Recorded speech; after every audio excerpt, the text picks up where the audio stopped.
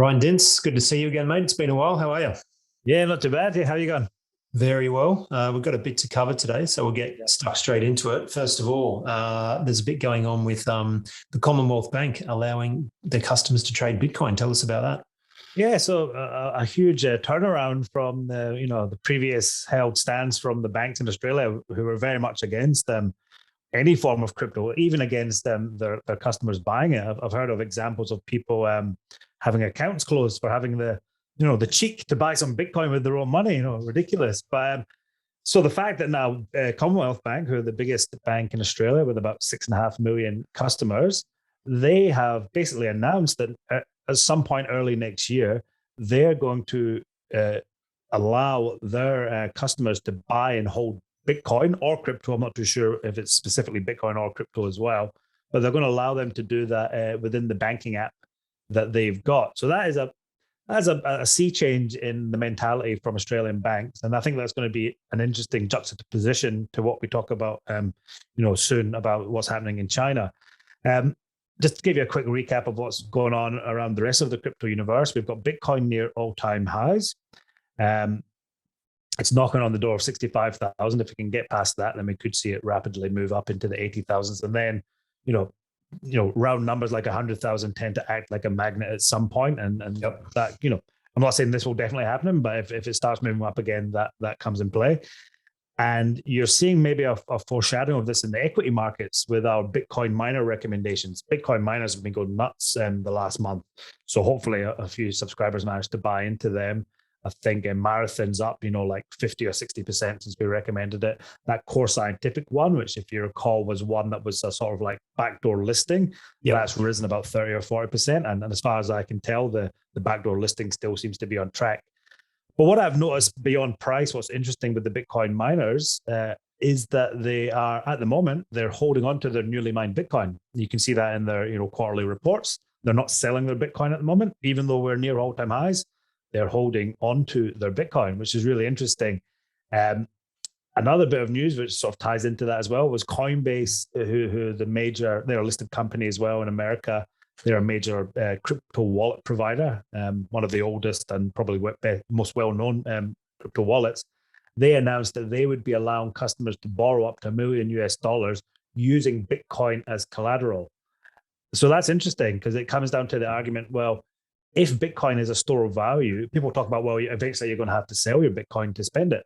What if instead of selling it, you're like your own reserve bank, you use it as a store of value and you borrow off the back of it to fund your expenses, like a credit card, for example. So that's interesting. Now, the mechanics of it are, I won't go too deep into it, but obviously Coinbase would hold your Bitcoin in that instance, and they'll probably only lend you like 40% of the value to have a big buffer because of the volatility. And I think the interest rate they were talking about was 8%, which, it's not mortgage rates, but it's better than credit cards and it's better than personal loan rates. So it's pretty competitive. And that's at an individual level. You can imagine that same function taking hold at the level of corporations, which is basically the Michael Saylor playbook, and even potentially nation states at some point in the future, which is essentially the El Salvador playbook. So you can see these things start to happen, and they're happening slowly, but they are happening, and you're getting these early adopters. It's now whether or not the snowball effect kicks in.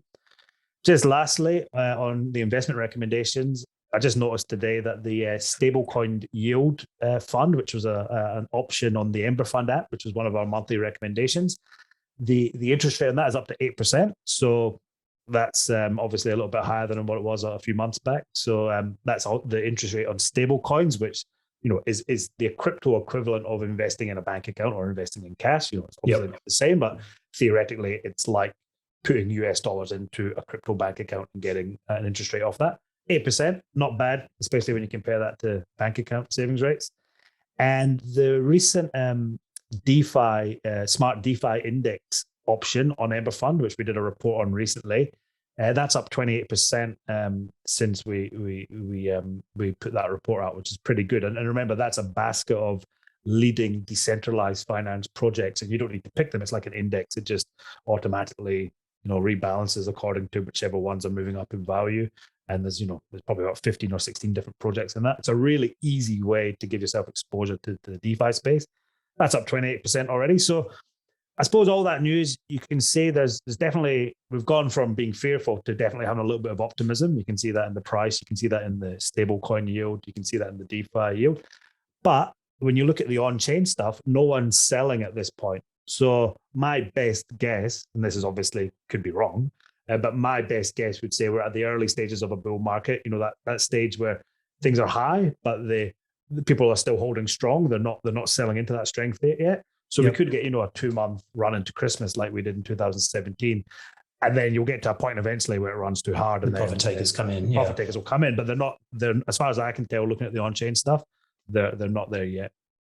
Just to go back to what you initially said about the Commonwealth Bank app, have you had a look to see what the functionalities they're like? I mean, is it as simple as being able to go into the app, press a few buttons, and you can buy some Bitcoin, and then Commonwealth Bank's technology takes care of the back end sort of thing? So they've not released it yet, so you can't play around with it. But from the announcement, what I can guess they're doing, they've partnered up with 2 companies. One's a custodian called I think it's Gemini from memory, which is the Winklevoss company. You know the twins that were in the Facebook story. Yep. So they've partnered up with a custodian, a professional, you know, institutional grade custodian who will essentially hold the Bitcoin on behalf of Commonwealth Bank customers. And they've also partnered up with a company called Chain Analysis. And what Chain Analysis do is they're experts at reading all this data on the blockchain, and that's going to help the Commonwealth Bank meet their know your customer and anti-money laundering and terrorist financing obligations. So from the customer's point of view, it'll probably be as easy as pressing a button, buying some Bitcoin, which will then be held by a custodian. So it won't be held in your own wallet, which is much the way I prefer, because to me, that's a central point of Bitcoin's ethos, is this act of self-custody. But look, there are a lot of people who just want exposure to the price, and this would be a very easy way to do it through a trusted platform. And that would then be custodied by Gemini. And then if you wanted to sell, you would just sell it. And Commonwealth Bank's app would work on the back end with Chain Analysis and Gemini to do that. Now, why are Commonwealth Bank doing this now is an interesting thing to me. And I think it's for 2 reasons. One is that they've had a realization that, you know, crypto is here to stay. It's not going away. So for ages, people would say, well, it's just going to die away. Well, that's definitely not going to happen now. 2, I think they're a little bit worried about people not coming into their branches, especially younger customers. And so the fact that you can only do this through the app is interesting. They're probably trying to get young customers to stay engaged with their app, because probably in the future, the app will act a bit like the branch model for the banks of the future. If you can get people to check into the app on a regular basis, which people do with Bitcoin because the price is so volatile. Like I check my crypto, account probably like 4 times a day. One minute I'm happy, one minute I'm not so happy. But and I think part of having it on the app and having a volatile asset is to get people coming back, because then you can say, hey, you're here. Have you thought about getting, a credit card or a home loan? Or we've got a special here. You're at least getting those eyeballs, and they'll try and work out ways. There's very smart people in mobile phone app design these days that can monetize those eyeballs and lead them to take certain actions. So I think part of it is trying to get young people to engage with the bank, because they've got a lot of customers in Australia, but they are in danger of having those customers seep out into the crypto world and not really having a bank for anything other than collecting their wage. So this is an attempt to get that attention. And the third reason, perhaps, and this might come to what we talk about in a second, is perhaps Commonwealth Bank are trying to find a way to put Bitcoin on their balance sheet as a way of, not now, definitely not now, but at the future, having some sort of asset, reserve type asset on their balance sheet in the future. That's just me guessing. But if we move, 5 or 10 years down the line to a world where, fiat isn't a reliable store of value, then it's not going to work out as a good asset for banks to have on their balance sheet long term. So maybe they're looking to add a longer term asset.